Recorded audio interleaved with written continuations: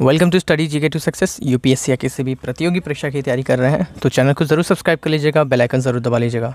ठीक है, तो आज का वीडियो हमारा होगा इंडियन पॉलिटी और कॉन्स्टिट्यूशन सीरीज़ का पार्ट 15 यानी भारतीय राज्य व्यवस्था और संविधान सीरीज़ का पार्ट 15। अगर आपने बाकी के सीरीज़ नहीं देखे तो जाइए देखिए, चैनल पर है और सब्सक्राइब कर लीजिएगा। ठीक है, तो शुरू करते हम लोग अपना पहला क्वेश्चन के साथ। पहला क्वेश्चन कहता है कि निम्नलिखित में से किस देश में सरकार का एकात्मक मॉडल है? Which of the following countries have unitary model of government? पहला ऑप्शन कह रहा है यूएस यानी कि यूनाइटेड स्टेट्स, और दूसरा कह रहा है स्विट्ज़रलैंड, तीसरा कह रहा है फ्रांस, चौथा कह रहा है रूस यानी कि रशिया। तो हमारा जो आंसर है वो होगा फ्रांस। ऑप्शन सी हमारा करेक्ट आंसर है। फ्रांस जो है उसमें एकात्मक मॉडल है यानी कि यूनिटरी मॉडल है। यहाँ पे जो नेशनल गवर्नमेंट है वही हेड गवर्नमेंट है, और अगर कोई रीजनल गवर्नमेंट है भी तो वो भी अपना पावर नेशनल गवर्नमेंट से ही लेती हैं। एकात्मक मॉडल है किसका?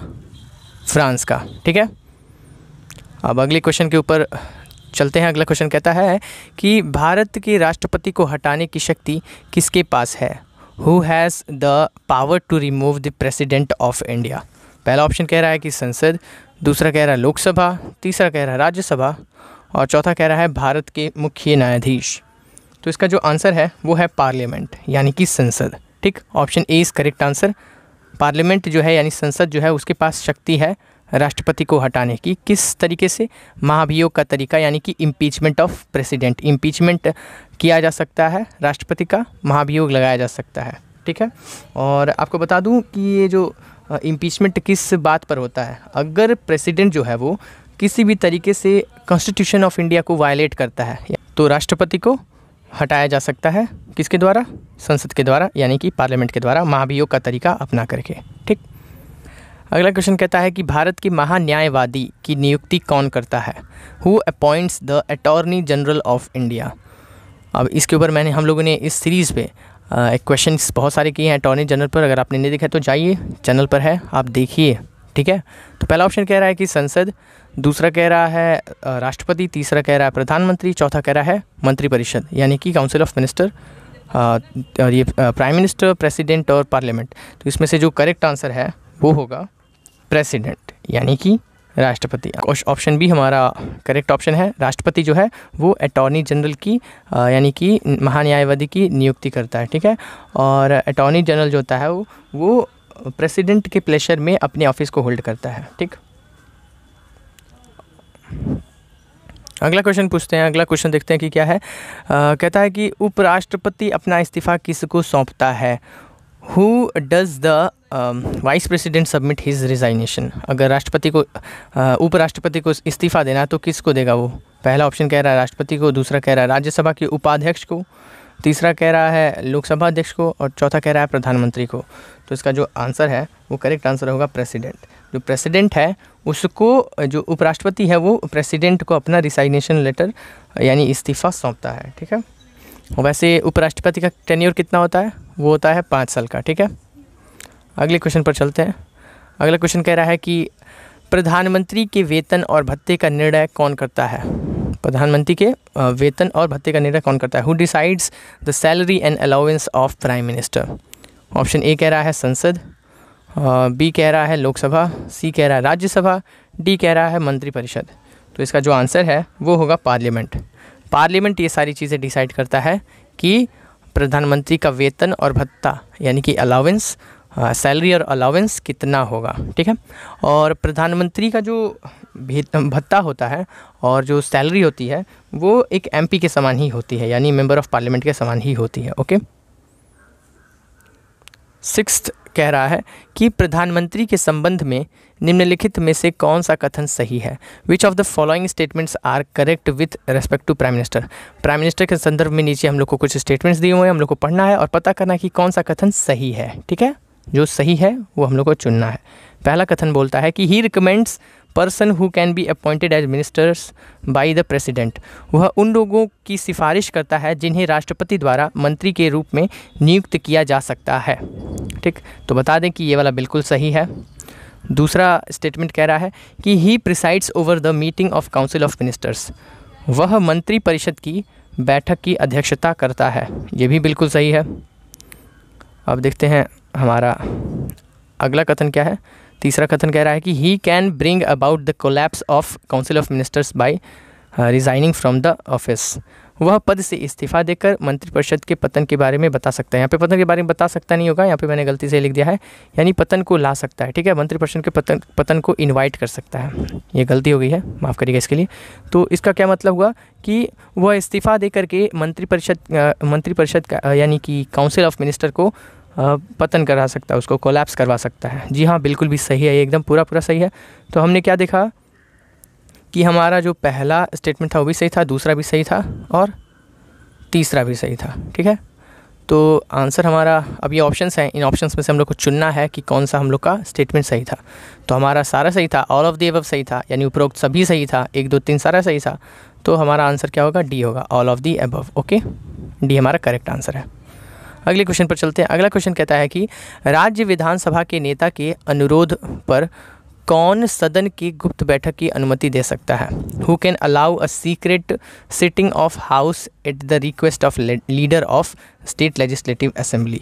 सीक्रेट सिटिंग कौन अलाउ कर सकता है। ठीक है, अगर रिक्वेस्ट करता है, जो स्टेट लेजिस्लेटिव असेंबली का लीडर है वो रिक्वेस्ट करता है तो एक सीक्रेट सिटिंग के लिए, तो उसको कौन अलाउ कर सकता है, उसको कौन मतलब अनुमति उसकी दे सकता है। पहला कह रहा है चीफ मिनिस्टर, दूसरा कह रहा है स्पीकर, तीसरा कह रहा है गवर्नर, चौथा कह रहा है नन ऑफ द अबव। तो इसका जो आंसर होगा वो होगा स्पीकर, यानी कि वक्ता। ठीक है, ये अलाउ कर सकता है एक गुप्त बैठक की, यानी सीक्रेट सिटिंग की। ठीक है, अब आपको ये भी बता दूं कि जो स्पीकर होता है उसके पास ये भी पावर होता है कि वो उसको उस सिटिंग को, यानी उस सीक्रेट सिटिंग को भी सस्पेंड कर सकता है अगर कोरम पूरा नहीं होता है। अब कोरम के ऊपर भी हम लोगों ने इस सीरीज़ में बहुत सारा बात किया है।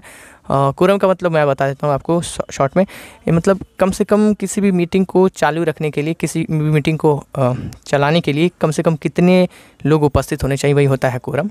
तो अगर वो कोरम पूरा नहीं होता है तो स्पीकर जो होता है वो इसको सस्पेंड कर सकता है, इस सिटिंग को। ठीक है, क्वेश्चन नंबर 8 पर चलते हैं। क्वेश्चन नंबर 8 कहता है कि निम्नलिखित में से किस केंद्र शासित प्रदेश का अपना एक उच्च न्यायालय है। Which of the following union territories has a high court of its own.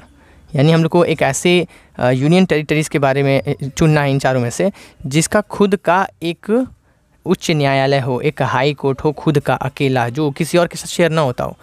क्योंकि आपको बता दें कि भारत में कई ऐसे स्टेट हैं और यूनियन टेरिटरीज़ हैं जो अपने न्यायालय जो हैं, उच्च न्यायालय, वो शेयर करते हैं। तो कौन सा ऐसा यूनियन टेरिटरी है जो अकेला अपना एक उच्च न्यायालय रखता है। ऑप्शन ए कह रहा है जम्मू कश्मीर, बी कह रहा है लक्षद्वीप, डी कह रहा है दिल्ली, और सी कह रहा है दिल्ली, और डी कह रहा है अंडमान निकोबार। तो इसका जो करेक्ट आंसर है वो होगा दिल्ली। दिल्ली ही एकमात्र ऐसा केंद्र शासित प्रदेश है जिसका अपना खुद का एक अकेला उच्च न्यायालय है, यानी कि हाई कोर्ट है। ओके, क्वेश्चन नंबर 9 पे बढ़ते हैं। क्वेश्चन नंबर 9 कहता है कि उच्च न्यायालय के न्यायाधीशों की नियुक्ति कौन करता है। हु अपॉइंट्स द जजेस of a high court. Option A कह रहा है सुप्रीम कोर्ट, बी कह रहा है भारत के मुख्य न्यायाधीश, सी कह रहा है राष्ट्रपति, डी कह रहा है संसद। तो उच्च न्यायालय के जो न्यायाधीश होते हैं उसकी नियुक्ति करते हैं, कौन करते हैं, उसकी नियुक्ति करते हैं प्रेसिडेंट। ऑप्शन सी हमारा करेक्ट आंसर है। राष्ट्रपति जो होते हैं वो उच्च न्यायालय के न्यायाधीशों की नियुक्ति करते हैं। और आपको साथ ही साथ ये भी बात बता दूं, तो अगर चीफ जस्टिस को अपॉइंट करना हो तो उसे भी प्रेसिडेंट ही करेंगे। लेकिन चीफ जस्टिस को कैसे अपॉइंट करेंगे, चीफ जस्टिस को वो अपॉइंट करेंगे किसके साथ कंसल्टेशन करने के बाद, जो गवर्नर है स्टेट का और जो CJI है यानी चीफ जस्टिस ऑफ इंडिया, उनकी कंसल्टेशन के बाद CJ यानी कि चीफ जस्टिस उस हाई कोर्ट के चीफ जस्टिस की ये नियुक्ति कर सकते हैं। कौन, अपने राष्ट्रपति। ओके, एक बार और बता देता हूँ आपको साफ साफ कि जो उच्च न्यायालय के न्यायाधीशों की नियुक्ति कौन करता है, वो करता है राष्ट्रपति करता है। और उच्च न्यायालय के चीफ जस्टिस यानी CJ, इनकी नियुक्ति कैसे होती है, इनकी नियुक्ति भी राष्ट्रपति के द्वारा ही होती है, लेकिन वो कंसल्टेशन के बाद होती है। कंसल्ट करते हैं वो किसके साथ, वो चीफ जस्टिस ऑफ इंडिया के साथ वो कंसल्ट करते हैं और उस स्टेट के गवर्नर के साथ कंसल्ट करते हैं प्रेसिडेंट यानी कि राष्ट्रपति, और उसके बाद से जो उच्च न्यायालय की जो CJ हैं यानी चीफ जस्टिस हैं उनको नियुक्त किया जाता है। आशा करते हैं आपको समझ में आ गया होगा। ठीक है, अब क्वेश्चन नंबर 10 देखते हैं, आखिरी क्वेश्चन है हमारा। न्यायिक सक्रियता की अवधारणा कहाँ से उत्पन्न हुई? Where did the concept of judicial activism originate? कहाँ से ओरिजिनेट हुआ था ये न्यायिक सक्रियता यानी कि जुडिशियल एक्टिविज्म? अब आप सोच रहे होंगे कि जुडिशियल एक्टिविज्म क्या होता है, तो आपको बता दें कि ये बहुत ही डीप टॉपिक है। मैं इसके बारे में आपको छोटी सी बात बता देता हूँ बस, कि जो अदालत होती हैं ये कहता है, जो जुडिशियल एक्टिविज़म होता है यानी न्यायिक सक्रियता होती है, वो ये कहती है कि जो अदालत होते हैं वो कानून के परे जा सकती हैं। ठीक, कानून के परे जा सकती हैं समाज के एक ब्रॉडर सेक्शन को अपील करने के लिए। ठीक है, अब जुडिशियल एक्टिविज़म बहुत ही डीप टॉपिक है और बहुत ही इंपॉर्टेंट भी होता है ये इंडियन पॉलिटी में। ठीक है, लेकिन आपको मैंने इसमें शॉर्ट में बता दिया क्योंकि सब कुछ एक वीडियो में बताना संभव नहीं है। तो हमारा ऑप्शन क्या क्या कह रहा है? कह रहा है इंडिया में ओरिजिनेट हुआ था ये, दूसरा कह रहा है यूएसए में, तीसरा कह रहा है जर्मनी में, और चौथा कह रहा है ब्रिटेन में। तो इसका जो आंसर है, करेक्ट आंसर है इसका होगा बी, यूएसए। यूएसए में ये कॉन्सेप्ट की शुरुआत हुई थी। ठीक, वहाँ पे ये ओरिजिनेट हुआ था। कौन सा शब्द? ये न्यायिक सक्रियता का जो कॉन्सेप्ट ऑफ जुडिशियल एक्टिविज़म है वो यूएसए में ओरिजिनेट हुआ था। ठीक है, थैंक यू फॉर वॉचिंग। अगर आपको वीडियो अच्छा लगा तो लाइक करिएगा, शेयर करिएगा अपने दोस्तों के साथ, सब्सक्राइब करिएगा इस चैनल को और भी ऐसे वीडियोस देखने के लिए और इस सीरीज़ के साथ जुड़ने के लिए भी, और कमेंट करके बताइए कि कैसा लगा आपको वीडियो और कौन कौन से और टॉपिक पर वीडियोस चाहिए आपको, आप बता सकते हैं कमेंट सेक्शन में। तब तक के लिए धन्यवाद, मिलता हूँ मैं आपसे अगले वीडियो में। Bye bye.